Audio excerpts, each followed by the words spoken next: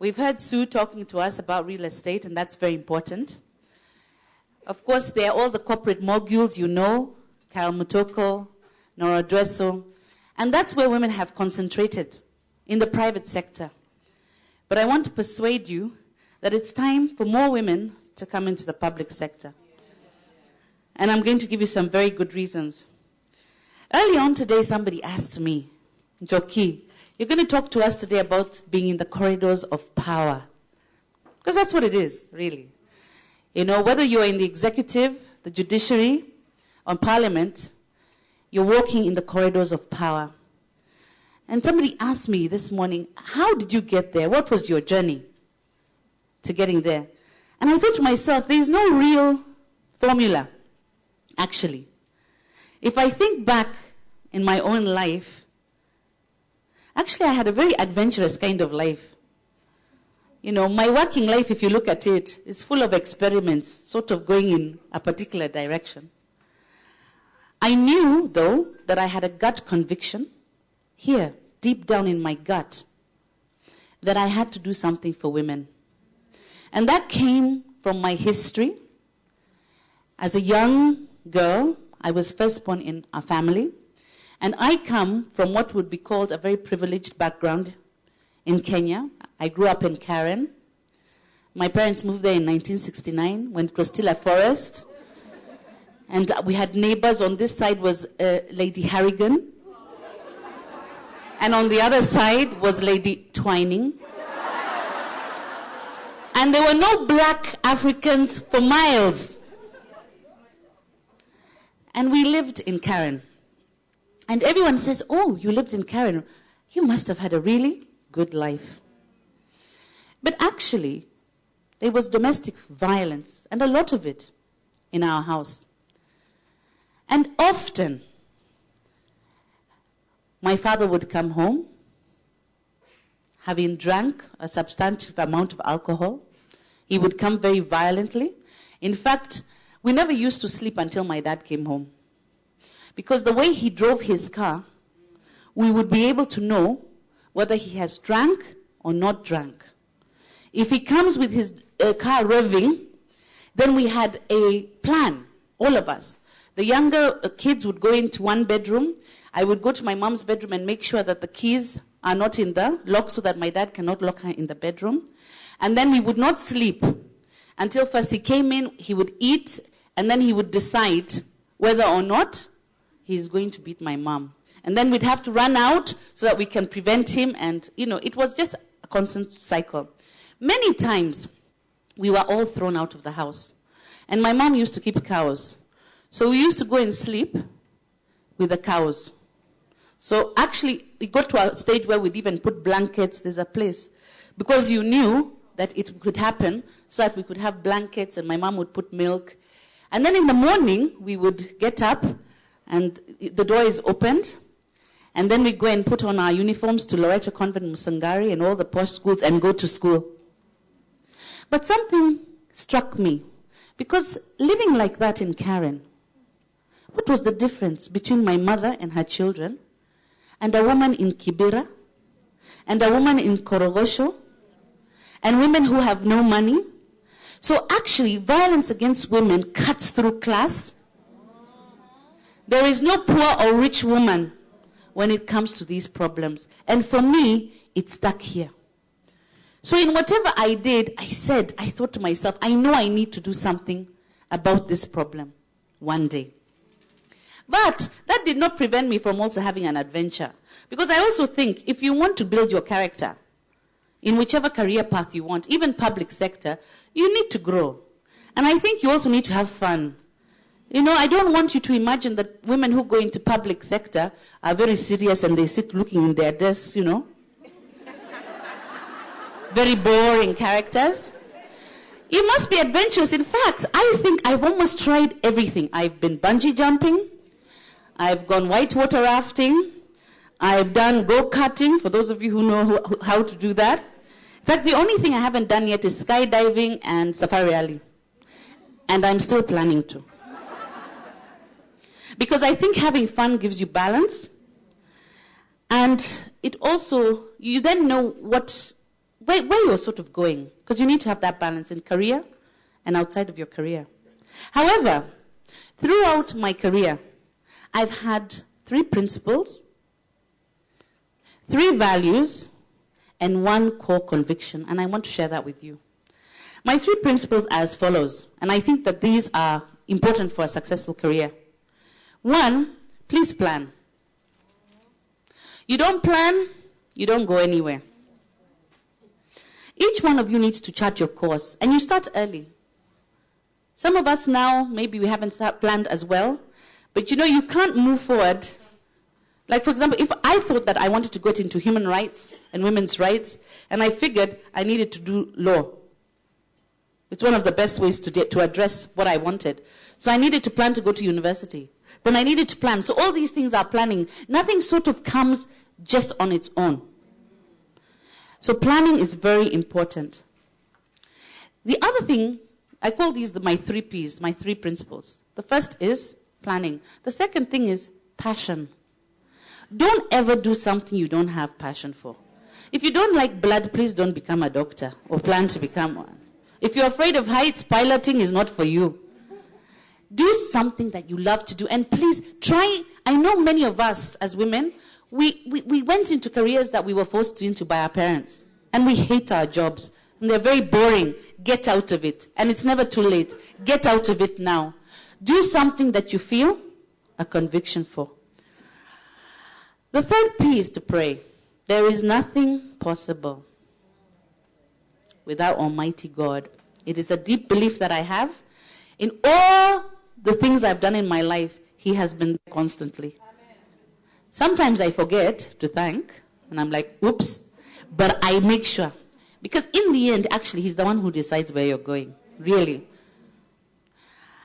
Then you have to, in these 3 principles, you temper it with 3 values. 1 is self-discipline. You have no self-discipline, you are doomed. Self-discipline in many things. In things that are moral, in things that are professional. Unless you're able to tell yourself this is right and this is wrong, then again, I'm afraid you will fail. The other value is that you need to have service to others. It can't be about me, me, me, me, me. Sometimes it has to be about us, and it has to be about we. Help the sister next to you, and your other sister will help you. I like this sister talk.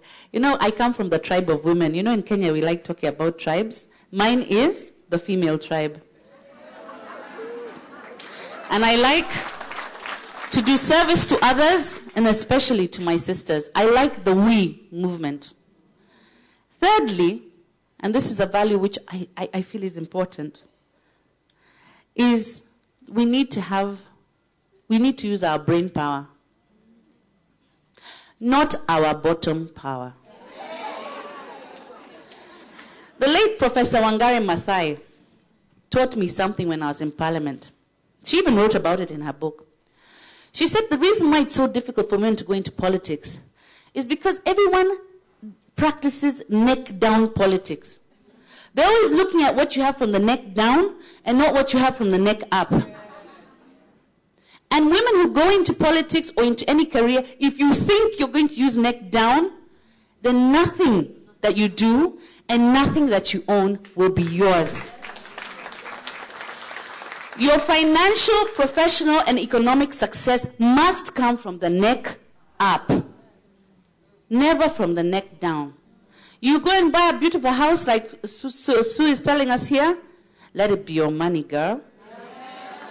If it's his money, it's not your house. It's not your house. And really take that seriously. I think, a lot of people say, oh, well, sometimes bottom power works. It never works. It never works. Walking the corridors of power. What is political office about? It's about political power. What is power about? Power is about influence, and it's about benefits. If you cannot influence, you don't benefit. So it is the people with power who have privilege. And they exercise the privilege while oppressing those who don't have power. Power is about those who have and those who do not have. If you look at history, and some of this history still remains true, our history shows us that those people who had power were white, westernized, wealthy, male, healthy, educated. Right on the other side was, if you're black, if you're an African, if you're poor, if you're a person with disabilities, if you're uninformed, and if you're an African female, you're right at the bottom of the barrel. And those are the power dynamics. And those of us who are struggling with women's rights, and we talk about gender equality, we're not actually telling our male counterparts we want the power.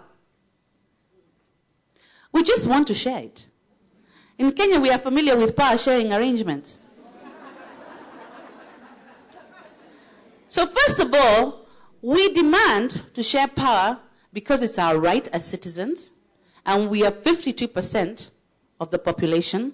But let me tell you why else we must be in a place of influence and a place where we can benefit. First of all, men and women are equal, but we're different. Whether you talk about menstruation, maternity, menopause, there are things that affect us that do not affect them. And therefore, they cannot make decisions on those things. Similarly, we would not want to make decisions on things that affect them, but don't affect us. And this is a very important thing, because that's why some of our policies are upside down. Just think about it. Look at family planning. Family planning has been crafted so that it is women who take contraceptives. Yet, when a woman is pregnant, she cannot get pregnant for 9 more months. But the man who made her pregnant can make her pregnant every day of those 9 months. Who should be on the pill? But then, who then decides who goes on the pill?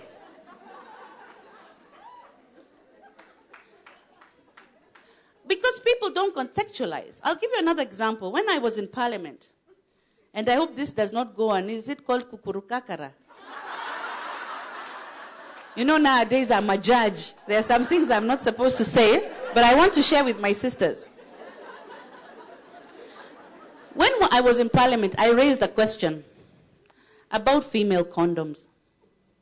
My question to the Minister of Health was as follows.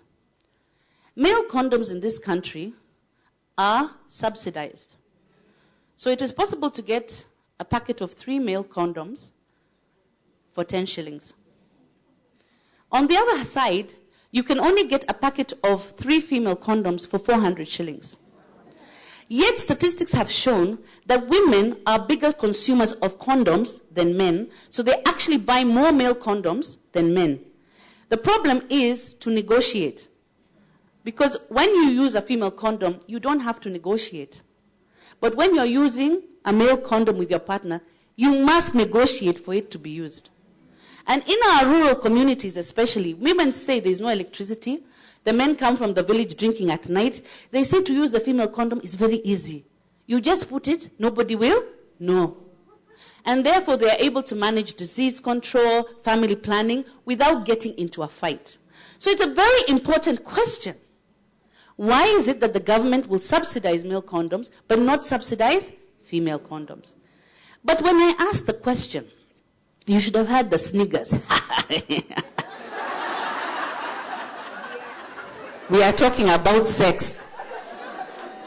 And the assistant minister who gave me an answer explained. He said the reason why we do not subsidize female condoms is because there are more men in Kenya who have sex than women. Fortunately,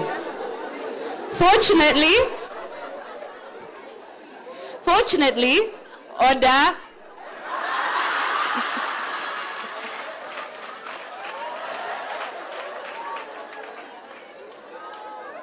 Fortunately for me, the speaker was actually sitting in the chair. It was Francis Olekaparo. And he told the minister, Minister, order. Can the minister tell this house who those men are having sex with?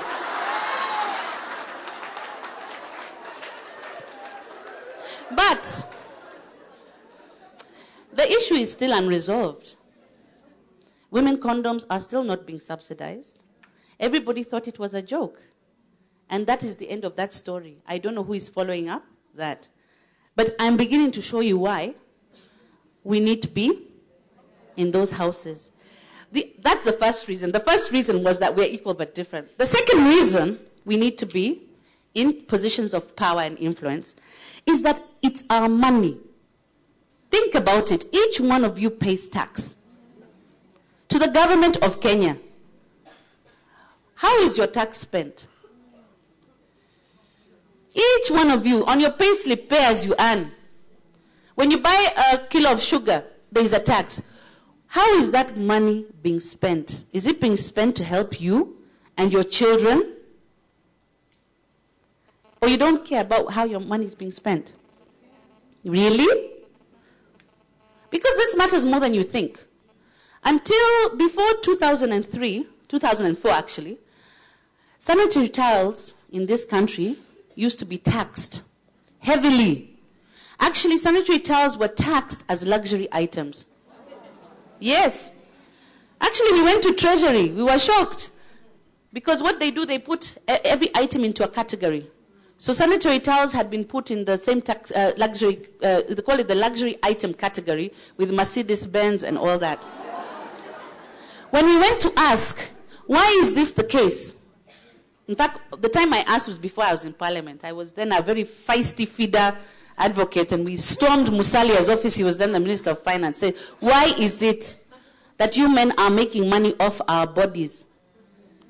And as if it's a luxury. And it's not a tap. Every woman has a period. Why are you making this money?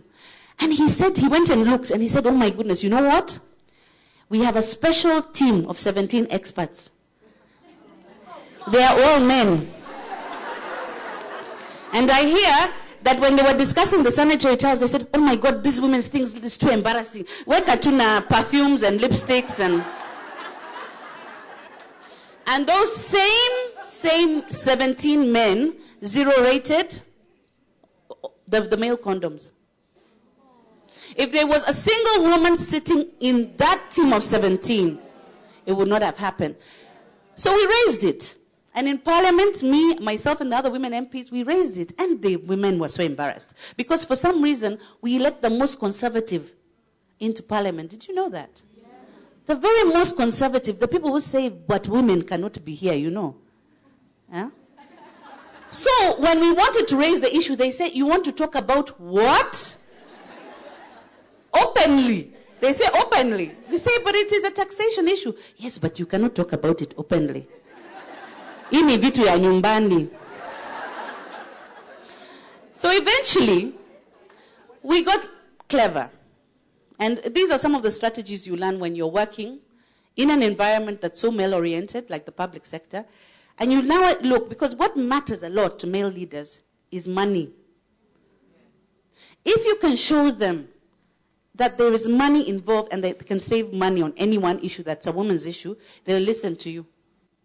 So what we did, in the parliament that I was, there were a lot of polygamous members of parliament. So we looked for the ones who had about 3 or 4 wives, and with about 12 to 13 daughters.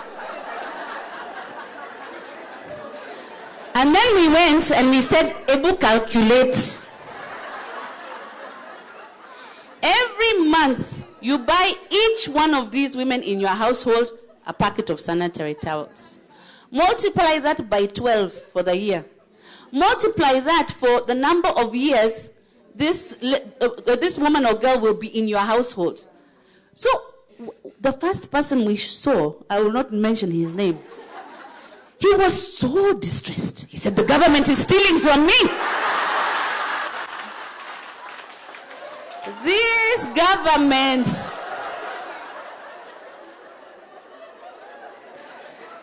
Needless to say, within the next 6 months, the government zero-rated the sanitary towels. But it's very important. It wasn't just about you and I having to pay a lot more than we need to for something that is necessary, but especially in the poorer areas. Girls used to drop out of school, did not used to sit in the exams, because they cannot go and sit the exams on the day they're having their period. They couldn't afford the sanitary towel. And then what happens in 20 years' time, you find that the workforce of women is much lower because girls did not finish school. So it's a big issue. So when I say you need to look after your money, it is bigger than you think. And when I tell you then you need to come into political and public office, it's a good reason. But thirdly, it's about responsible financial management and prudence, as the Treasury mandarins would tell us. If you read the World Bank studies, they will show you that we spend a lot of money in what we call treatment, in emergency treatment, emergency care treatment. If you look at our health budget, a huge percentage of that budget goes into emergency care. If you go every weekend, end of month, what are the biggest cases in emergency? No, they're not. The biggest cases are domestic violence cases and sexual violence cases. That's what emergency normally handles. If we could put more money into prevention, if we can have stricter laws, then we save that money and put it into childcare or something else. So also it's about your taxes and how you're managing your taxes. And that's why I want to persuade you to come into public life. It's not easy though, let me assure you. It's not easy at all. In fact, when I first went to Parliament, I had to develop a thick skin. I got a shock of my life, actually. When I first went into Parliament, I felt as if I was in a secondary school for boys. No, do you know that feeling? Huh? You're just a few girls, and then there are all these boys, and there's a lot of testosterone. Eh? Guys are going,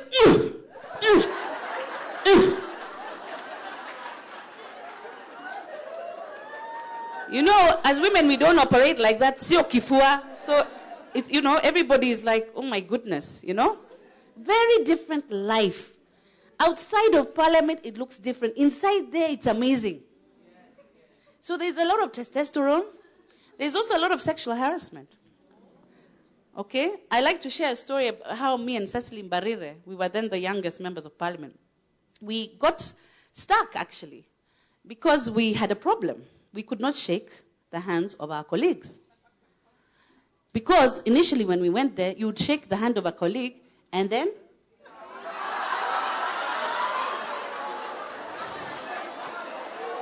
you know what I mean. You know what it means. And we called it scratching. And we used to call them the scratchers. But what would we do? You're a member of Parliament and you're afraid to shake another member of Parliament's hand because of sexual harassment? How inappropriate. We had to do something, but what? So in the end, what we did, we devised a strategy. The next time it happened, and we did it somewhere where the members of Parliament converge. Then you know, I shouted, I said, hey, Cecily, scratcher number 7. So what happens is all the other men, they run and say, what's that? What's that? Oh yeah, this guy, you know, he likes to scratch and he's the 7th guy. First of all, the guy is embarrassed. Then all the other men who laugh at him are like, I never want to be caught doing that. And by the end of the month, there was no more scratching.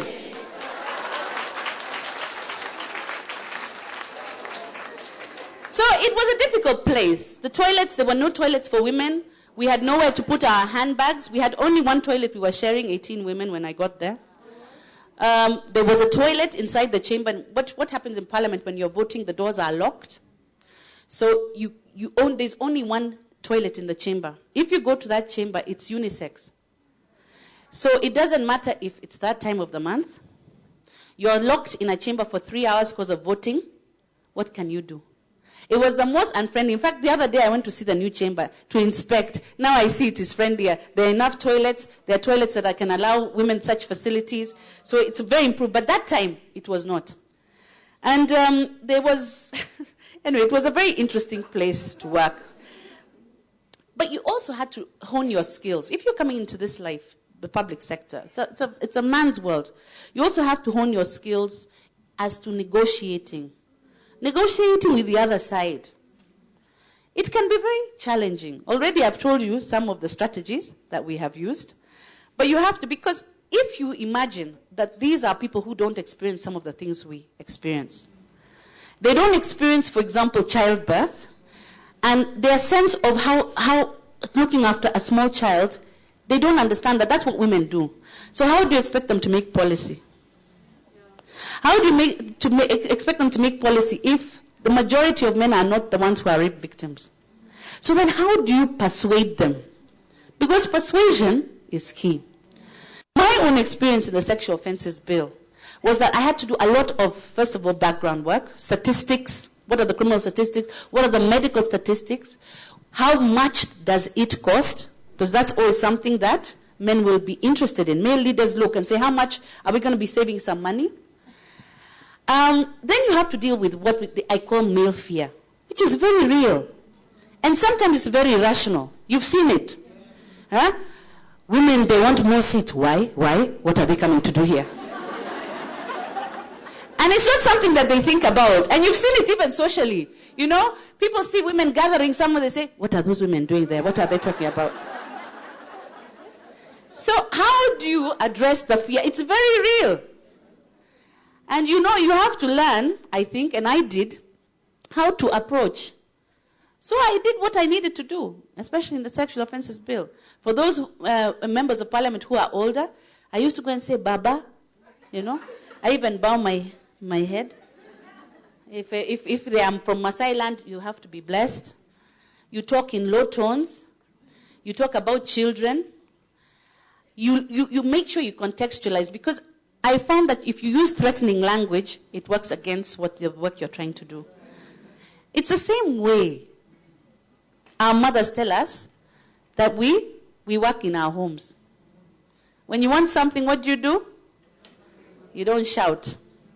And this is something that I learned. It was very interesting. But still, I had some very difficult times, because at the time the bill was coming to the floor of the House, I had a very strong opposition to the bill. And most of the people, the members of parliament opposing the bill were doctors, lawyers, professionals. At the same time in South Africa, Zuma had been charged with rape. Across the border here in Uganda, BCJ, the leader of the opposition, had been charged with rape. So everyone said Njoki is now bringing a bill to finish us politically. So just dealing with, how do you deal? So I engaged in many interesting practices. In parliament we have a bar. So I used to go there every evening for about half an hour, buy drinks, you know, and you'd find, you know, people drinking beer. When I walk in, it becomes whiskey. I say, okay, that's a cost. Of course, after the bill passed, I was looked for. They say, what happened? You stopped coming. But I did everything. I even cried tears, not deliberately. It wasn't a ploy. But one day I was so frustrated because I thought the bill was going to fail. There was a group that had decided that they were going to make sure, and I'm saying they don't understand how important this is for the women of Kenya. And I was crying, and you can't believe. The rumor went round that I was crying. And that I was crying in a toilet, which was not true, but I didn't deny. And then they said, oh, pole mama. Hii kitu tu. Tutapitisha. So actually, it's okay to be a woman. And it's also okay to be soft. And it's okay to be emotional. You know, we're always told, don't be emotional. Actually, it works. We can be emotional when we feel so passionate. But I want to tell you something. I know the time is not on our side, so I won't go into much more. But to say this, the women who have walked the path before, those in parliament, those who are working in ministries, those who are now working in the judiciary where I am, are working very hard for other women. And they have left legacies. In the parliament where I was just the other day, look what we achieved. We were able to zero rate taxation on sanitary towels. We were able to pass the Sexual Offences Act. We were able to get the government to bring in the Women's Fund, 3 billion to support women enterprises. We're able to persuade the government to bring in the Youth Fund, 3 billion going to young people. Half of that fund must go to young women. Yeah. We were able to bring the maternity leave and the paternity leave. We were able, and this is something many women don't know, we were able to bring changes to the Employment Act that now state that every company has to have a compulsory sexual harassment policy, which they must put up on the wall. So if any of you work somewhere where that policy does not exist, please let me know. Because it is the law, so that women can now work free of threats of sexual violence in any way. There is also the Public Officer Ethics Act. Sexual harassment is a crime. It's an offense under the Public Officer Ethics Act. The next time you walk into a public office, and then the public officer tells you, you do me, I do you, report him.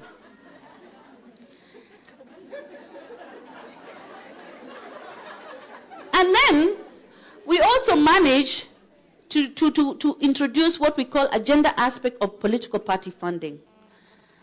Before 2007, political parties were not funded by government. They are now. But we had to make sure that before government gives political parties money, each of those political parties, in their national executive committees, they have to have 1/3 women. If they don't have the 1/3 women, they don't get the money. And a lot of people had ignored it. But then when the deadline came close, I don't know if you remember, at the end of, I think 2008, if I'm not sure, December, all political parties were looking for women because they needed the money. So I hope that I've shared some interesting things for you, including how you tie public money to the issue of women's rights. But just to say this, every woman must leave a legacy. Whether you're in private sector or public sector, you have to ask yourself, what is your legacy? For me, and I told Njoki Ndung'u this when she interviewed me, I said that on my gravestone, I would like it to be written that I left Kenya a safer place for women. What about each one of you? Each one of you, please do leave the Kenyan women and yourself, leave this country with something to be proud of. Thank you.